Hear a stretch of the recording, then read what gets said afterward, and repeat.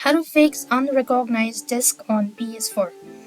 Hi everybody, in this video I'll show you how can you fix the unrecognized disc issue on your PS4. In order to fix it, so you actually want to try a couple of these steps. First thing is unplug the power cord for at least 30 seconds, then plug it back in and restart the console.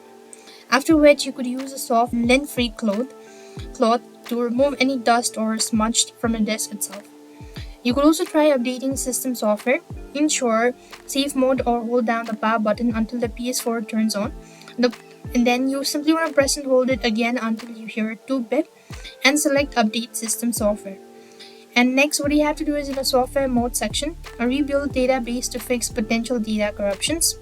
Now then, what you have to do is make sure you're not trying to play a CD or burn disk, as PS4 cannot read this format as well.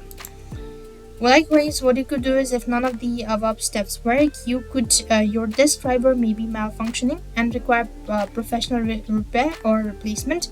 You could try fixing that out, or you could try updating it and see whether that fixes your issue or not. So I hope the video was helpful. Make sure to like, share and subscribe. Thank you for watching. See you in the next video.